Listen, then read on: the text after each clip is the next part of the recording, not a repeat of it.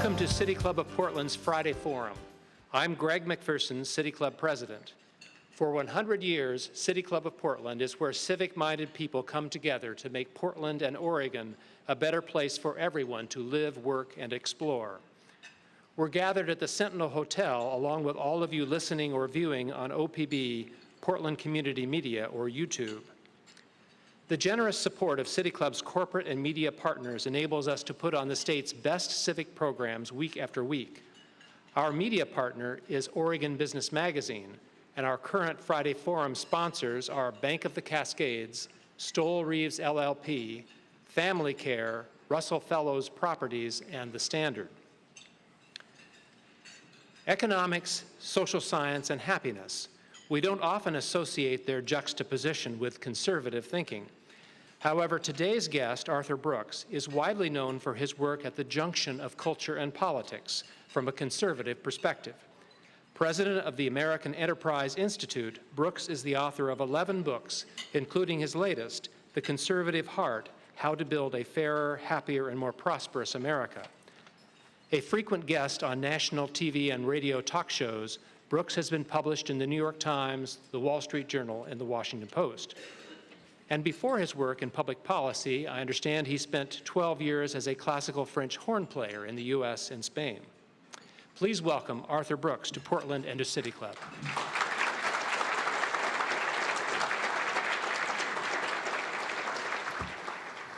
Thank you so much, and thank you for having me. What an honor it is for me to be here at the Portland City Club and to be with you all. I've been looking forward to this a great deal. To me, this is something like a homecoming. I'm a native of the Pacific Northwest. I grew up in Seattle, Washington, in a pretty typical Seattle, Washington family. My mother was an artist, and my father was a professor. And it was a very tolerant environment, one that I was lucky to grow up in, one that I still treasure today. Now, to be tolerant parents in the Pacific Northwest, like my parents were, means that sometimes you have to put up with a lot from your kids, and my parents certainly did. When I was 19, I dropped out of college, kicked out, splitting hairs, and I went on the road, as you heard, as a classical musician. Now, that was okay to my family, sure. I mean, they were a little disappointed that I hadn't gone to college. They told their neighbors that their son was taking a gap decade. and when I was playing music overseas, they liked that too. I was in the Barcelona Symphony for a long time. But there was one point that was almost a transgression too far with my parents. I'm going to tell you about it. And the point I'm going to make is that when it comes to politics here and all around the United States, people have a hard time understanding each other, even if they've grown up together. I was about 27 years old, and I was back visiting my parents for Christmas. And I was in the kitchen cooking with my mother, and she was quiet, too quiet. Something was on her mind. Something was bothering her. And I said, "Mom, what's the problem?" And she said, "You know, your father and I are very, very worried about you." I said, "What? What is it?" I mean, I'd crossed every boundary that there could be already, it seems. She said, "I just need you to be honest with me.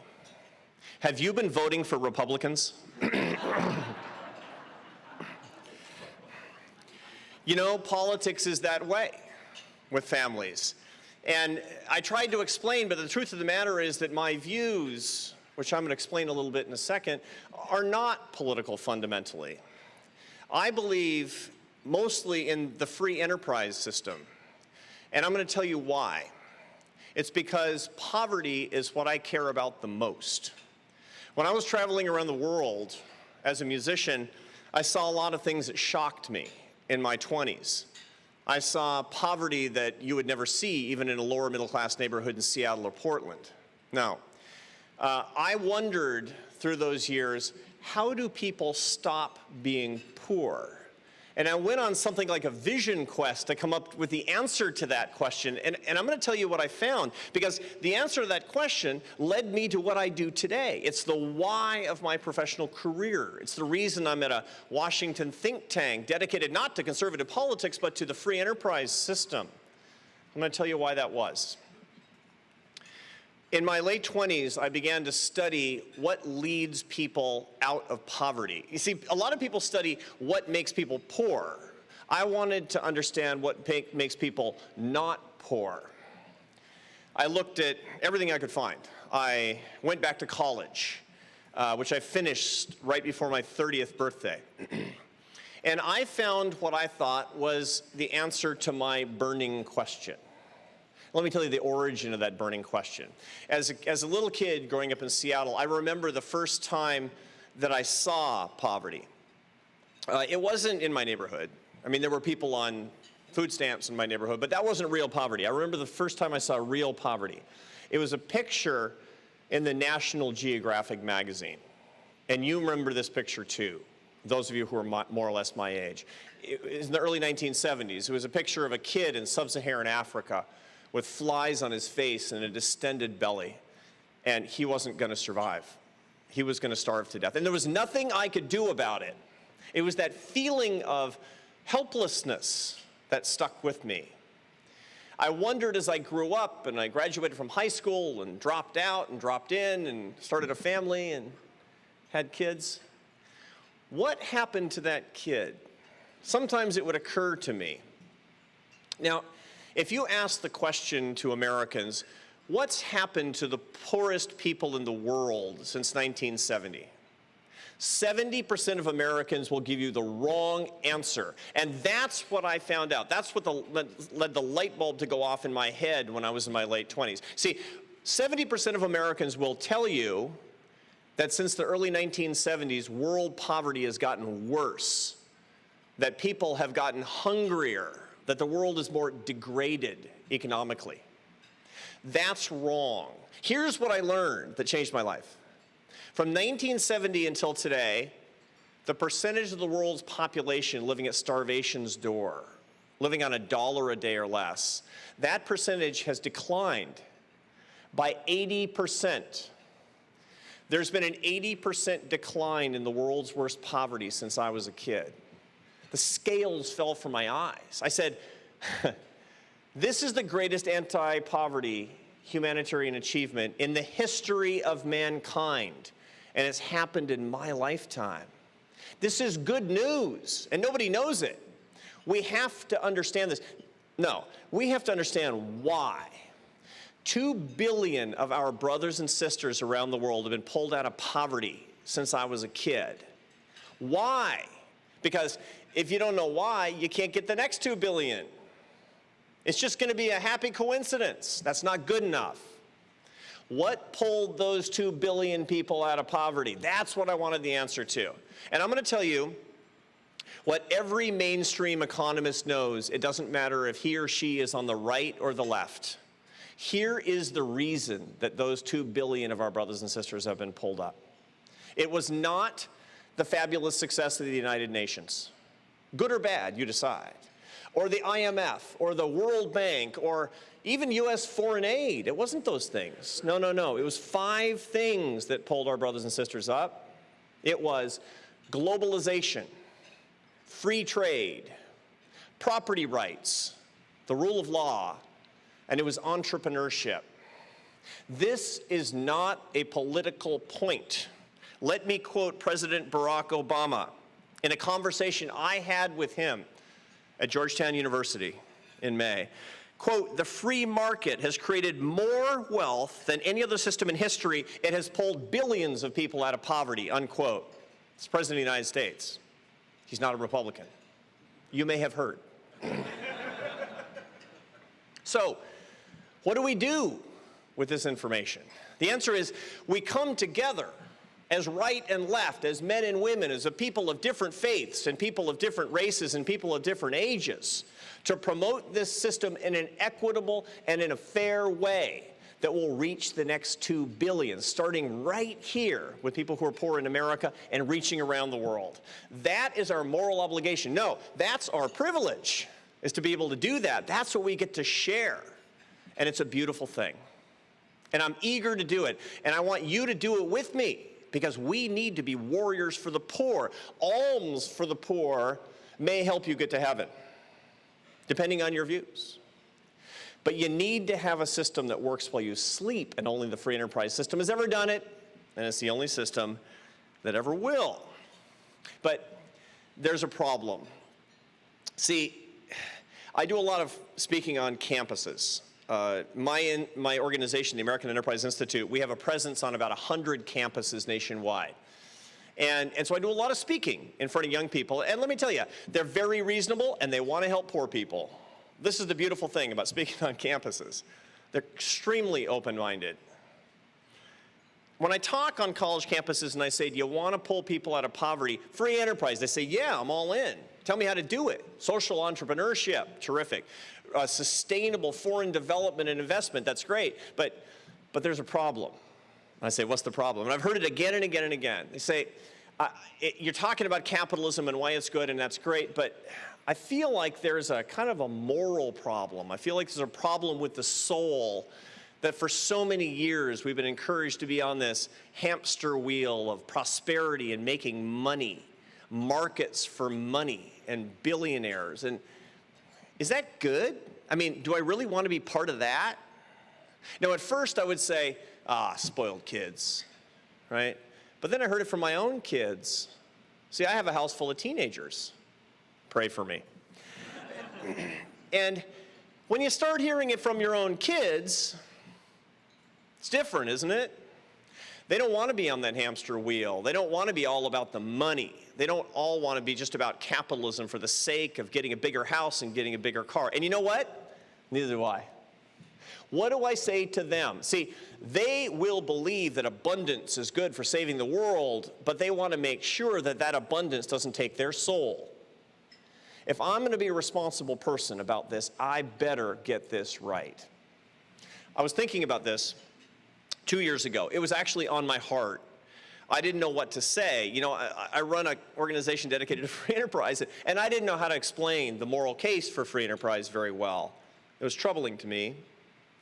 And at the time, I was traveling back and forth to India a lot. I go to India really frequently. We have an India studies program. It's one of the most interesting places in the world. It's literally my favorite place to go. You can see social change happening so quickly. You can see people being pulled out of poverty so quickly. It's wonderful. It's a miracle, actually. But also, you can sit at the feet of the masters and learn things that you've never learned before. Love going to India. And I was on my way to India 2 years ago, and I was thinking about this question: how to explain the moral case for abundance without losing our souls. And I was with a scholar, an India scholar. He works at the American Enterprise Institute. His name is Sadanand Dume. And he said, what's on your mind? And I said, this is a problem.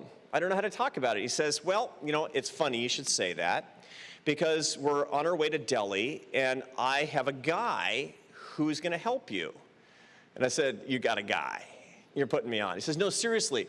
His name is Swami Gyanmuni. And I said, you got a guy who's a Swami who's going to explain capitalism to me. And he said, yes, trust me. I trust you. He said, if Yelp rated Swamis, he'd have 5 stars.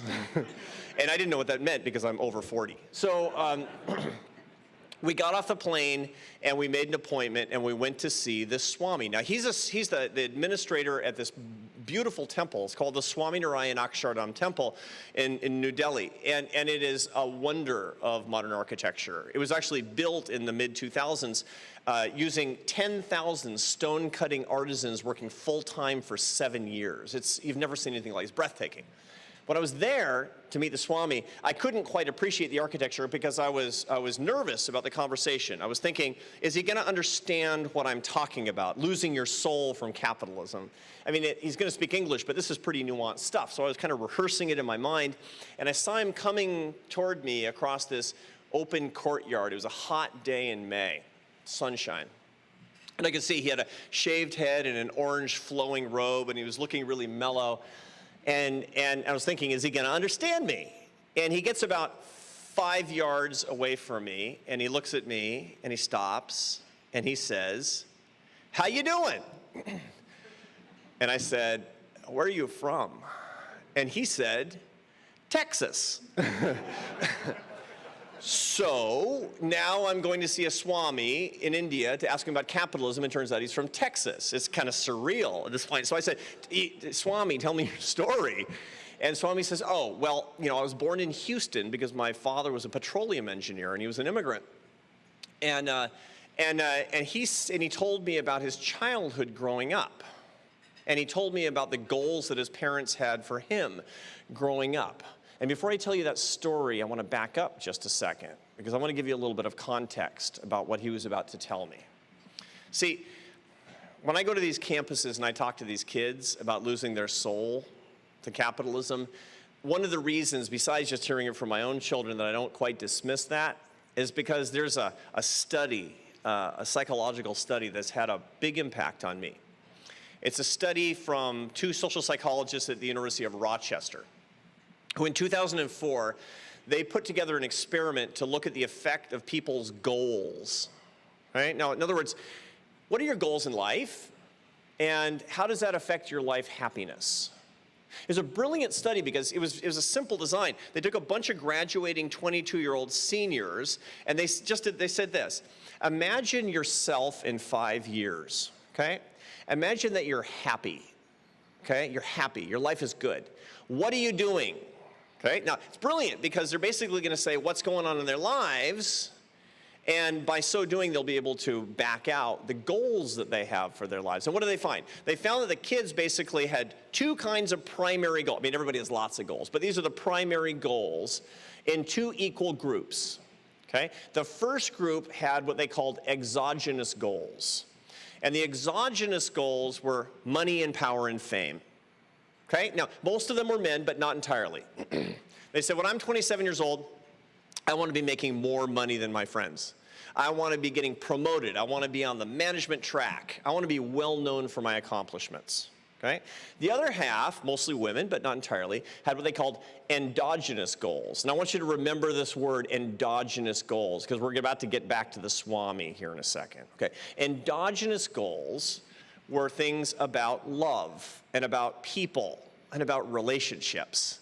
The people who had the endogenous goals, they said, 5 years from now, I want to have a lot of friendships. I want to be close to my family. I want to have a good relationship with God if they were religious. And a lot of them, believe it or not, you know what they said? I want to be married. I mean, freaky, right? I mean, you think that nobody wants to get married anymore. It turns out that privately, a lot of 22-year-olds will say, you know, I want to get married. Right? Okay, so what happened? They went forward 5 years, and they actually got back together when they were 27 to see how their lives were turning out. And I'm going to tell you the results of the study because this had a big impact on me. Good news and bad news. Okay, first the good news. Everybody hit their goals. The kids who wanted to be making a lot of money were making more money than their friends, were really good in their careers. They were on their way up. The kids who wanted to have good relationships with their families and have a lot of friendships, they were doing that. If they wanted to have a good faith life, they did. And by the way, those who said they wanted to get married were either married or engaged. Careful what you wish for. Mom taught you that. She was right, according to the data.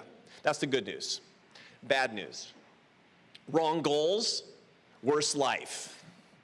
They found that the kids who had endogenous goals, remember that word, about relationships, they had low levels of stress, low levels of anxiety, high levels of life satisfaction, high levels of self-judged happiness.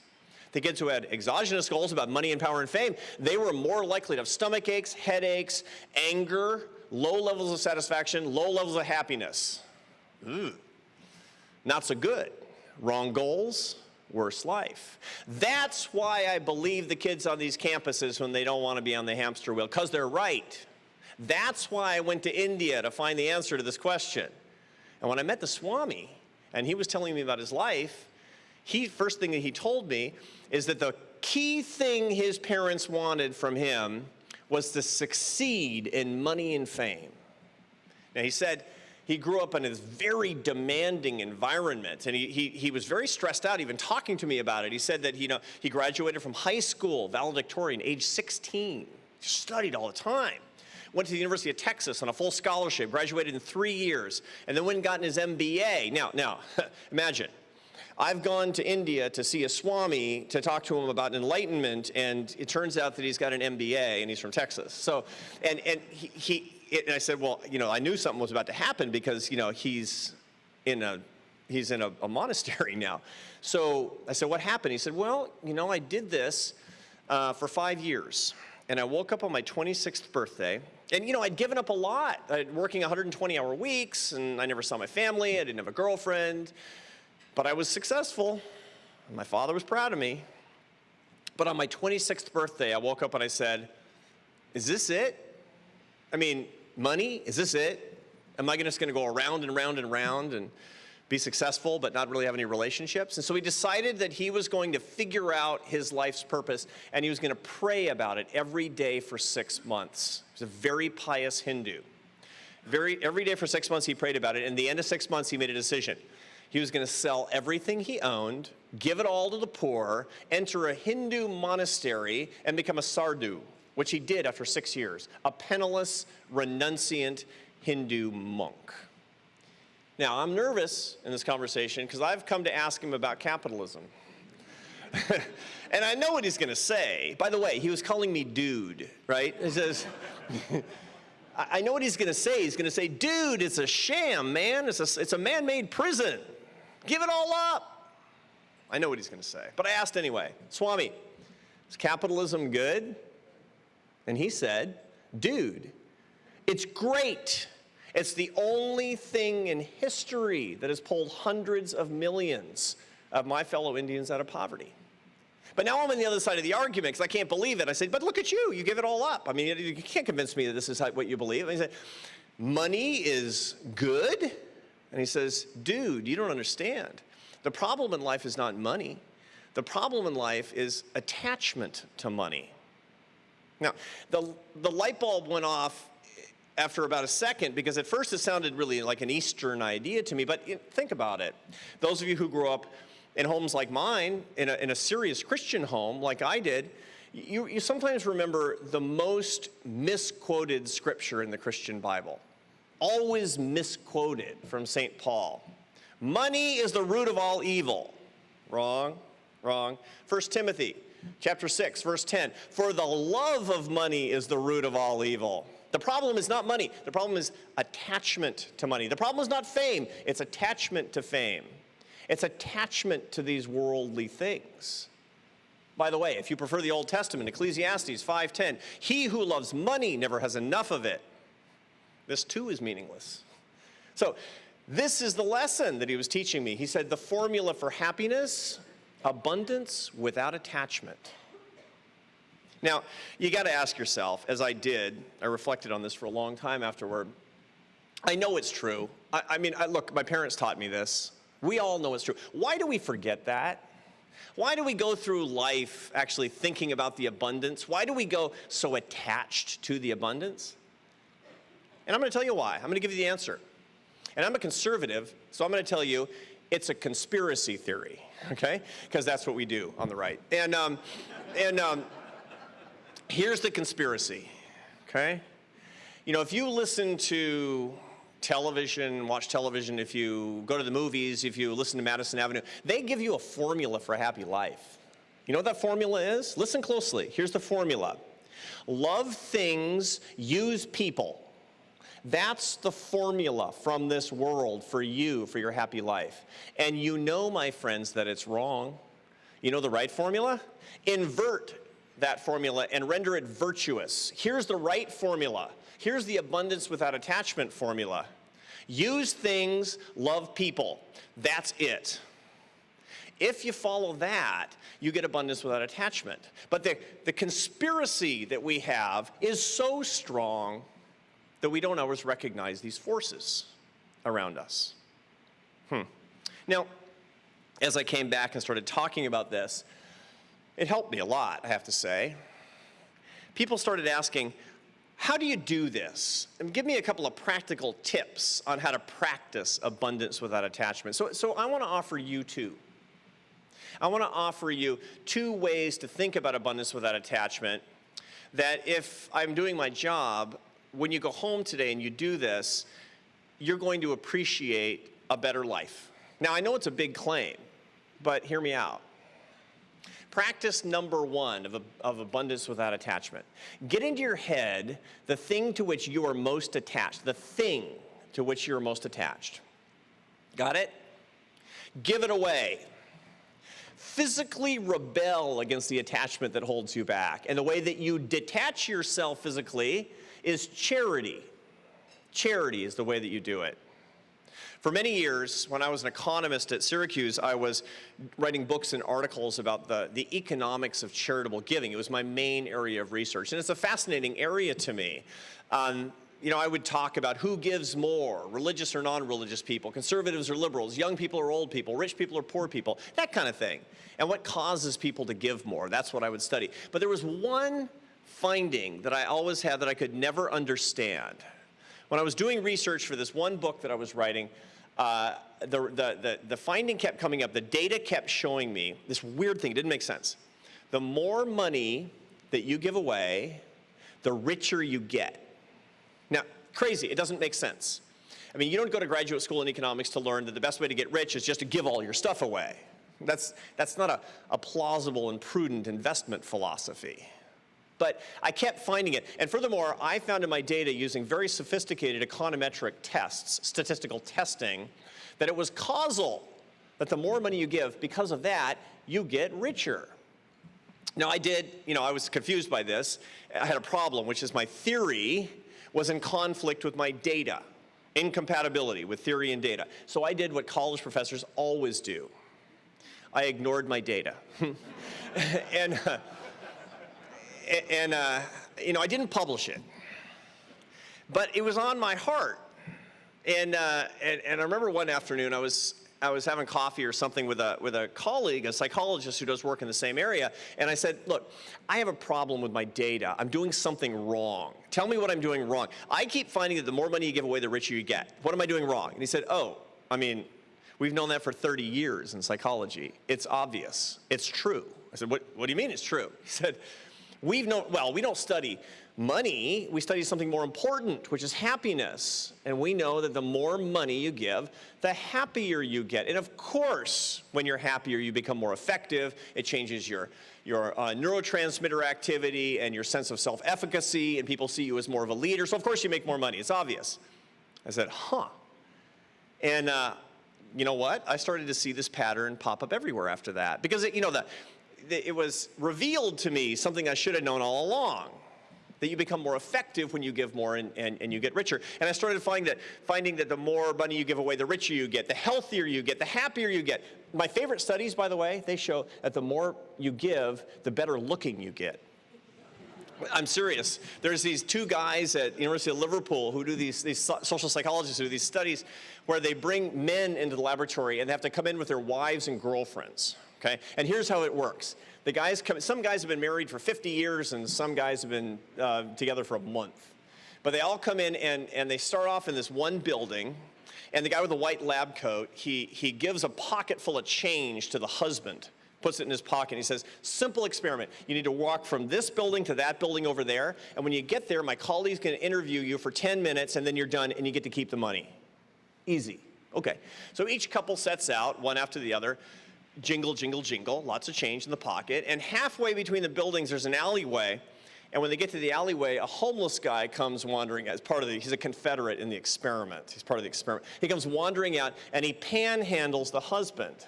Hey, buddy, you got some change? He does, right? They know he does, right? And he has to make a decision. Do I say yes or no? And then how much? He goes on to the next building with his wife or girlfriend, and the other guy with the white lab coat's waiting for him, and he interviews him. First he says to the guy, did you give money to the homeless man? How much? And then he says to the wife, how attractive do you find him right now? Why? Because they're looking for the correlation between your generosity and how much your wife likes you. And what do they find? The more you give him, the better looking you are to her, right? News you can use. Bottom line is this. Practice number one. Think about the thing to which you're most attached. Rebel. Give it away. Practice number two. Stop thinking about the price of things. Start thinking about the value of endogenous experiences. Remember that word? Love, people, relationships. Start thinking about the value of those things and invest in that. That's the second practice. I've been married for a long time. I've been married for about 25 years.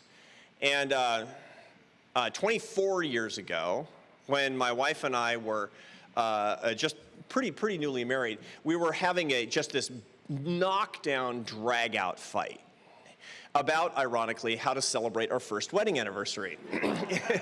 And here was the problem. At the time, we had no money. I mean, there was like tumbleweeds going through our checking account. It was empty. And we figured that we could scrape together enough cash, just enough cash to do one of two things. We could go away to the beach for 3 days, or we could buy a couch. And we didn't have a couch. We needed a couch. So this was the disagreement. My wife, who's from Barcelona, is all about the beach. And I'm a thrifty, practical American, so I'm all about the couch. And we were going back and forth. No, the beach, couch, beach, couch, beach, couch. And finally we compromised and went to the beach.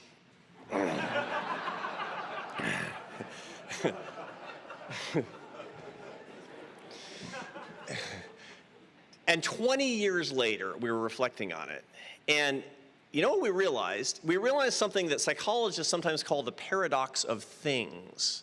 See, if we'd gotten the couch, which by the way we did, ultimately we got the couch, and that was like 3 couches ago, and I don't even remember what that first couch looked like. It's gone into the ether of anybody's imagination. But I can tell you every hour of that vacation, right? I can tell you everything that we saw and everything that we did, because it was how we shared a moment of our love. That's permanence. The paradox of things is the things that you think are permanent are not. The things that you think are evanescent are permanent. The reason I wanted the couch is because we'd have it forever. I didn't want to go to the beach. It'd be gone in 3 days. Wrong. Wrong.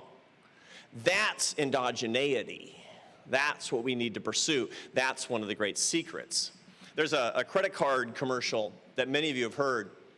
It's the most successful credit card commercial in the history of the industry. It's for MasterCard. They've been running it for 25 years. It's very annoying because you've seen it so many times. They update it almost every year so that it looks contemporary, but it always has the same form. It's a voiceover. There's no dialogue. And it'll be something like this, where a guy is getting into a car with his son. And the voiceover says, beach ball, $3. Gas for the car, $36. 2 nights in a hotel, $250. The weekend at the beach with my son. It's just an ad, but it speaks truth because it speaks to this truth that we're talking about here.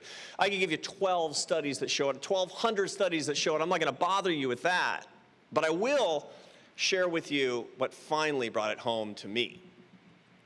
As I told you, I got 3 kids. My middle son, his name is Carlos. He's actually here. He's traveling with me. And Carlos is always got some racket going, right? Okay, I mean, you all have a Carlos, right? And the headmaster of the school calls. Carlos is running an illicit reptile selling ring. That kind of thing, right? So 6 years ago when Carlos is 9, it's fall, September, October, and he comes to me and says, Dad, I've been thinking about Christmas. Now I'm immediately on the defensive because I know this is not in my interest, whatever it is, right? And so I'm trying to change the subject, like, well, it's good to have Christmas in your heart all year round. Carlos, no. He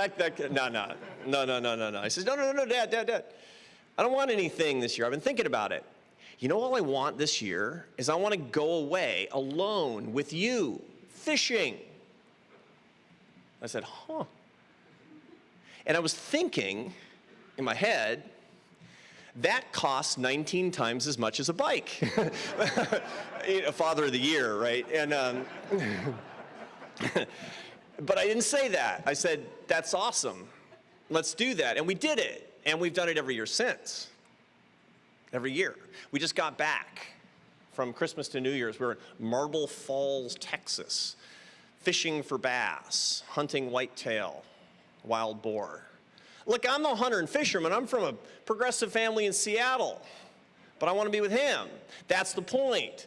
That's what brought it home. Look, I could buy him a bike or a scooter and it would be gone and broken and forgotten, but I remember everything we caught and everything we shot every single year, and I always will.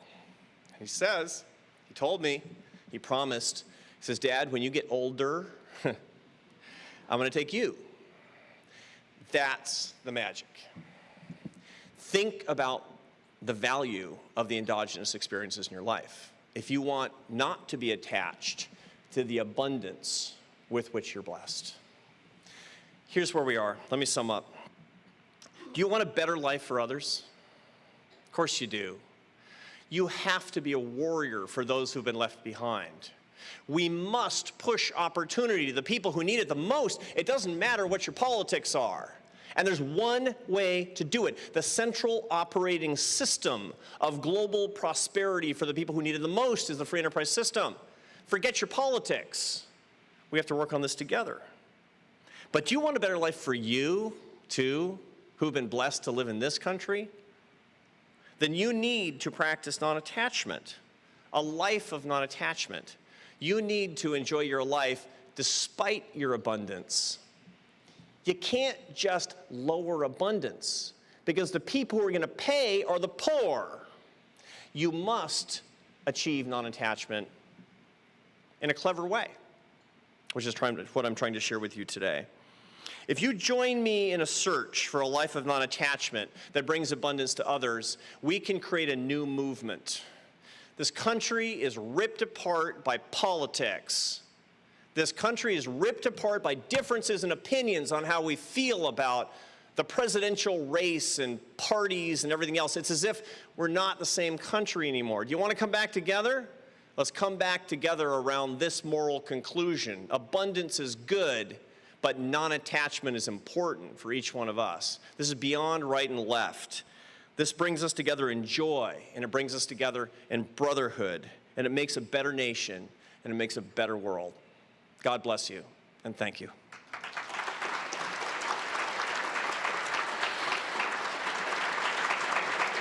job.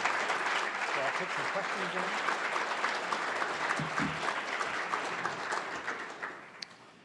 If you're just tuning in on OPB, you're listening to City Club of Portland's Friday Forum. I'm Greg McPherson, City Club President, here with Arthur Brooks, a prominent conservative thought leader and president of the American Enterprise Institute. Let's go now to audience questions. If you've written a question on an index card, hold it high for staff to collect. We invite City Club members to ask their questions at the microphone. Please identify yourself as a City Club member and ask your question in 30 seconds or less. Our first question will come from a City Club civic scholar, a student from Jefferson High School. Hi, my name is Maddie. So earlier you talked about the things bringing people out of poverty. What stood out the most was the free markets. And I have a friend who, his entire family works. His mom has 2 jobs, and even with all of their money, they still don't have enough to get past the bills and the other things that they need. So without the government help, they don't have the money they would need to buy for food. So how would all of this help him when he can't get enough just by his entire family working? Thank you for that wonderful question. This is a huge problem that we have in this country of working poor people who, notwithstanding the fact that they're working, actually can't get above the standard of living that we see. In a place like Portland or my hometown, Seattle, which are nice places to live, and the result is that many people come from outside and drive up the cost, gentrify the places, make it that much harder for people to live. What are you going to do about that? And there are a lot of different solutions to it. The thing that really encourages me today is that right and left are both basically in agreement that it's better for people to work and support themselves than to be on public assistance. That's the reason that the left wants a higher minimum wage, and that the right is actually coming around to the idea that we need an increase in what is kind of esoterically known as the earned income tax credit. We have competing ideas on how to make work pay, but here's the bottom line. Work needs to pay more. The problem that I, as a free enterprise economist, believe that the minimum wage is troublesome is not because it's morally bad or it's misguided.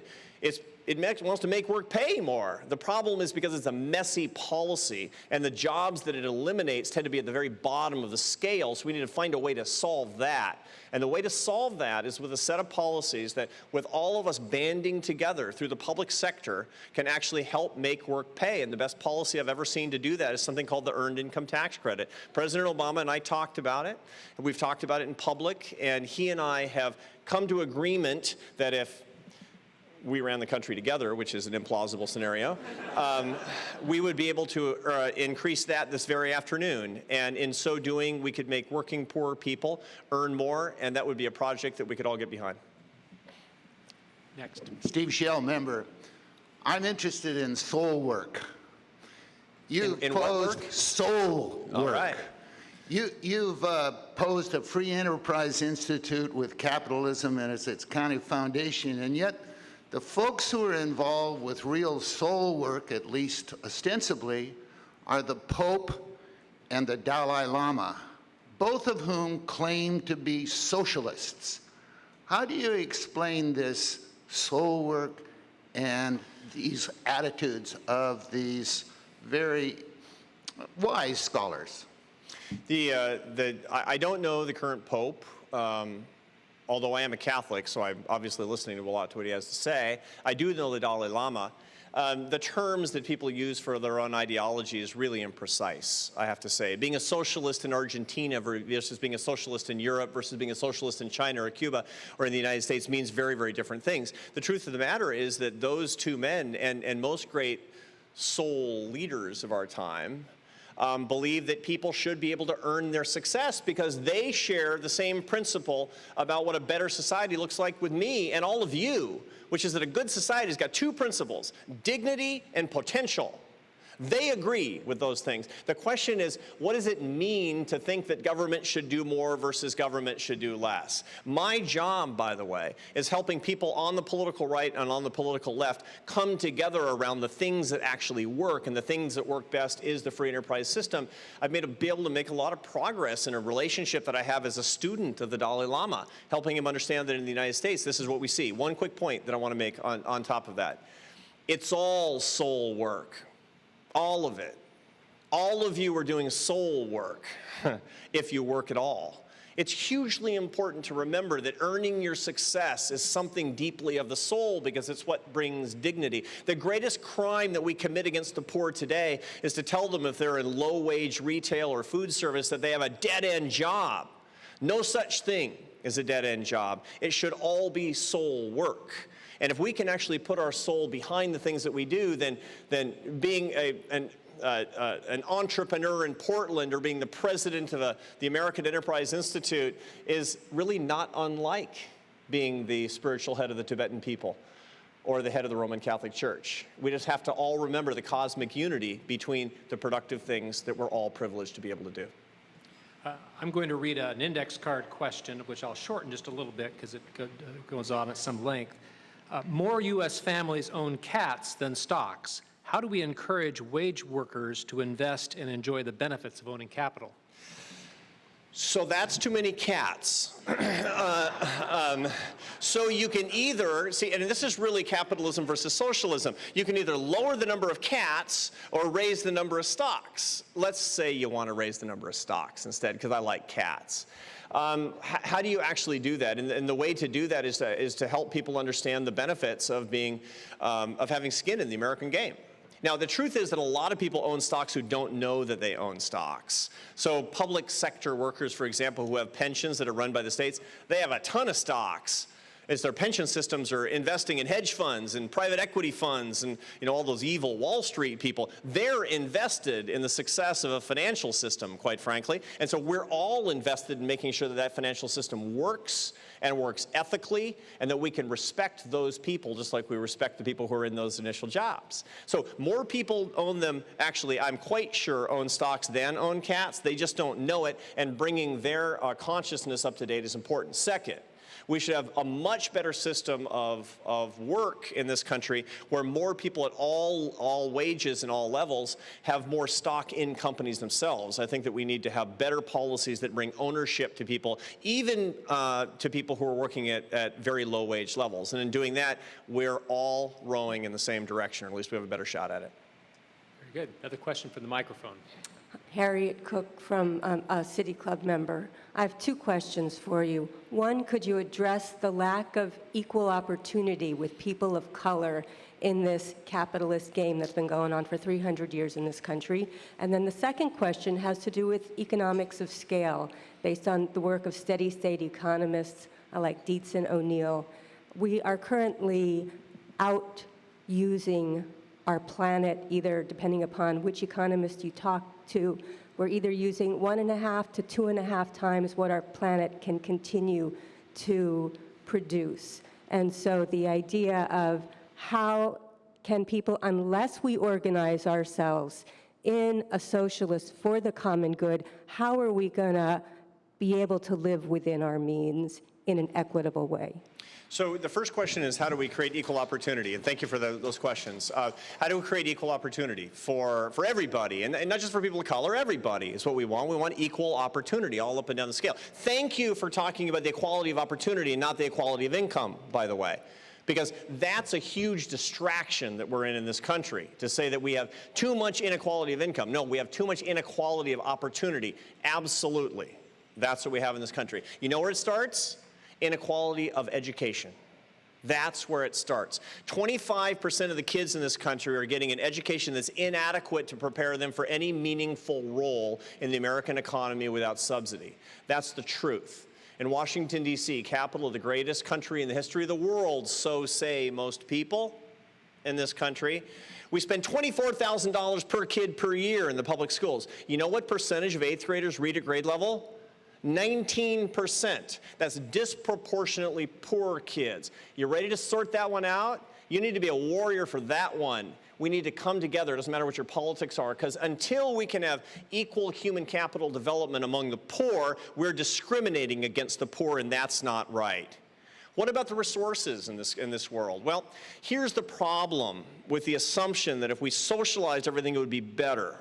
I've been to socialist countries. They consume more and waste more than we even do in the United States. If you've ever seen the environmental degradation that happened behind the Iron Curtain, before the fall of the Iron Curtain in the Soviet Union, draining entire lakes, where total ecosystems were wiped out in ways that we never would have been able to imagine. This country is getting cleaner every year. Now, I'm not saying we don't have problems. I'm not saying that we don't have resource constraints, and I'm not saying that we're going to crises. Partly it's because I'm not a physicist, but I will tell you that I'm very worried, as you all should be. But I will tell you also that resource allocation on the basis of markets with a good government that regulates justly is the best way to do it. Next question. Anthony Petrole, City Club member. My question is going to be around corporate interests in politics. Given that legally a company is required to do one thing, which is make profits for its shareholders, and with things like Citizens United, how do you see us changing the political landscape and becoming less attached to our abundance when corporate interests are playing a larger role in our politics? There are a couple of different questions in there. One is effectively, how do you make social progress in an environment where corporate interests seem to be predominant or predominate? And the answer to that is effectively the same thing that I think that your mother would tell you if you asked her. I don't know your mom, but she's probably like my mom. She would say, people need to be better people, right? The problem is we don't need a different capitalism. We need better capitalists. Capitalism is a thing. It's a machine. It's like a car. You can use your car for great good. You can use your car for great evil. And that's the problem when you don't get into your car with a moral sense of how to treat other people right. And so what we need is a much better culture, not just in corporations, also in all across society that we're losing. Look, we have a clearly American culture is suffering from a lot of problems, most notably this notion that everything that's wrong, every problem that I'm having is somebody else's fault. The lack of tendency for us to take responsibility for our actions and assign ourselves a victimhood status, it's a really troubling thing. I bet all of you feel troubled by it to some way, shape, or form.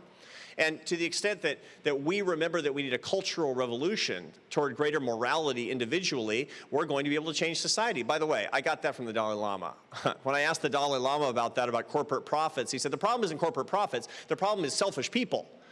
We do need a sense of opprobrium. We need people who are modest again. We need a sense in our society of what's actually appropriate for us to consume, and we've lost that.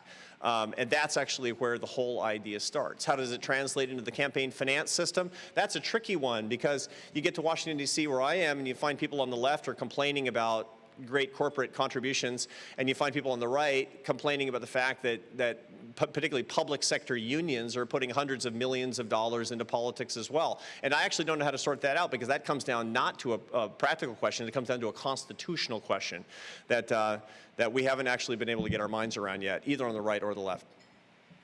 I'll read another index card question, which I'll also shorten just a little bit. Why is it so easy to say conservatism isn't typically associated with compassion? What's so anti-compassionate about conservatism? Yeah, it's interesting. George W. Bush, when he was running for president in 2000, his big line was compassionate conservatism. That bugged me like crazy.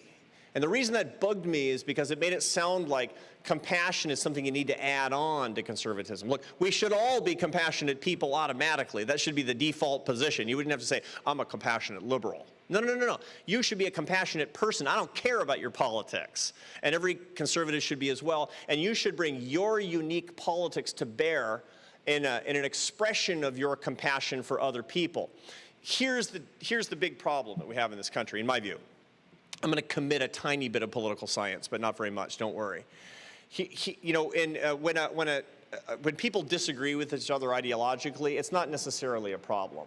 As long as there's a moral consensus in society, then different ideas can exist in competition.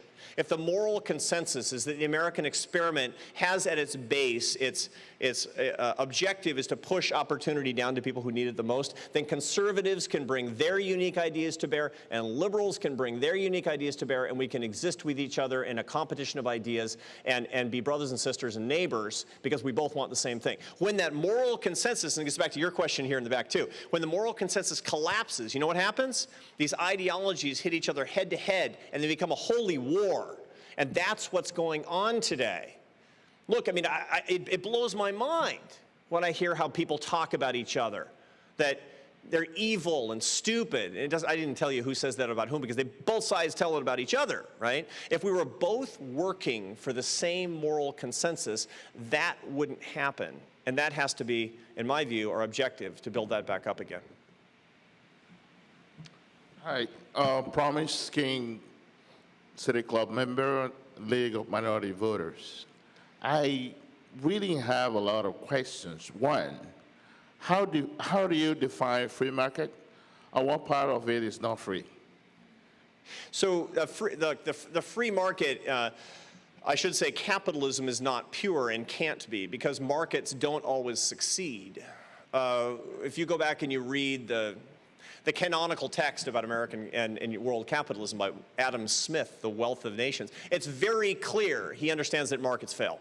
Not all the time. Mostly markets succeed. That's the beautiful thing. But there are cases in which it does. Pollution is a case of market failure. Monopoly, crime, corruption, public goods that we need, like the police and the army and the firemen. That's public good, right? And for the public good, typically you need some intervention that comes from the public sector. That's why we have a public sector. The problem that we have today is not that. The problem that we have is that we have an exploded sense of what the government is supposed to do, which is all nice things. And when the government is supposed to do all nice things, it creates market failure itself. That's something we should come together around to understand. And by the way, conservatives need to stop acting as if we don't need government for anything, because that's wrong. Liberals need to come together to remember that the job of the government is to redress market failures and to provide a safety net for the poor, and that's it. And if we can do that, actually, we can decide, as President Obama has clearly indicated, that the free market system is the best system ever created for building people up who are poor. Win Wakala, City Club member, and I run an organization that fights human trafficking. And being compassionate has greatly increased the value of my life and my happiness. But looking at the victims, most victims, 80% of human trafficking are female. When you look at the poor, most of them are female. Both of these relate back to misogyny. What can we do about misogyny? We have to change our culture. Look, and all of us are cultural warriors for this. We have to do what's right. You know, one of the biggest problems that we have is attributing market circumstances to change every cultural facet. And you and I both know that training your kids to do what's right and treating people with basic decency goes beyond supply and demand. Not everything is economic. I know it's crazy. You know, it's like, it turns out not everything's economics. Newsflash. And this is one of the key things that we do. Look, the objectives and the way that we treat brothers and sisters is something that we should all have, no matter what your politics or your view on economics is. And that's the only way it's going to change. We have to work for cultural revolution. And cultural revolution has to be all about the people who are at the periphery of society. The measure of a good society is the way that we build up people who need us the most, in my view. God bless your work, and thank you. Bill Dickey, City Club member. Please hold your applause after my question. This is going to be good. Probably not that good. My thought about this is that I tend to believe that George Bush, president before President Obama, is probably a good man, probably tried his best, and so did Barack Obama going into his last terms. Probably a good man, probably tried his best. When I was watching the debate last night on Fox News, the hatred that is spewed is just, you know, it's just mind-boggling. And so I'm wondering to you, who takes the first step to end this bitterness between the two sides and tries to do what you're saying and make the place a better world to live in? Thank you. They held their applause, by the way. Look, let me talk for just a second about what real leadership looks like. What real leadership looks like. It doesn't look like what we're seeing right now. When you, when you basically put your finger in the wind and say, what are the frustrations? What's the anger? What's the fear that I see from the American public? And I'm going to give voice to that the most. That's followership.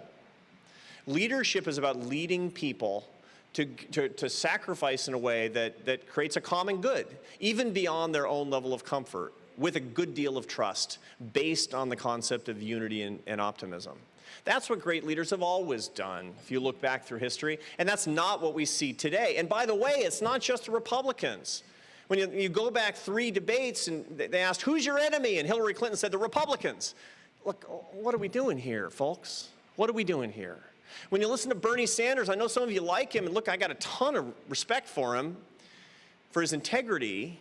But when he says that the problem we have is the greed of Wall Street people, as if, painting with this broad brush is not the right thing to do. What you're doing is you're giving expression to the fear and frustration and anger of people, and that's being a follower, and it's not right. If you look back at the most optimistic unifying leaders, like them or hate them, over the past 40 years, you're going to see that it's Ronald Reagan and Bill Clinton. That's what you're going to see, because they talked about a more aspirational country where we could get beyond these particular issues. Now, you talked about the character of George W. Bush and Barack Obama, and personally, I absolutely endorse what you said. I think they're really, really, really good people, but we've gotten into an era of followership at the executive level, and we don't have very many options on display as we go forward. And, pray for this situation as we move into Monday night. We only have time for one more question, and because only one, if we have a, well, we have a new member in the queue also, so I'm just, whoever can ask the final question. Okay, my name is Robin Cash, and I'm a City Club appreciator.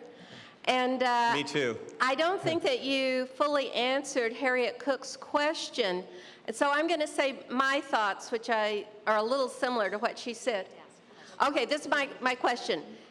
When I think of the Enterprise Institute, I think of an organization that lobbies against any kind of regulations for the environment, for workers, for health care.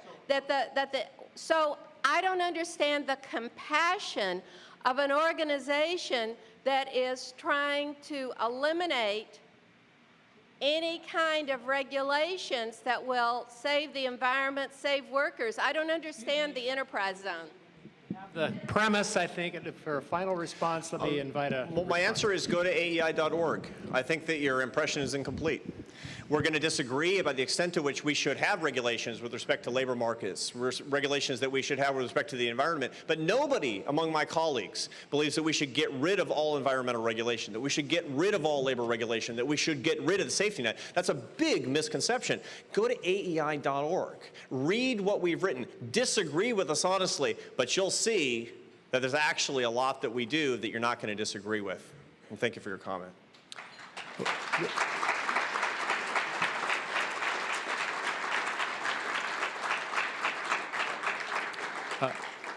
We're out of broadcast time for further questions. This is Greg McPherson, President of City Club. In addition to the thanks you just gave to our speaker, Arthur Brooks, please extend your thanks to Caitlin Baggett of the Friday Forum Committee who produced today's program. We are adjourned.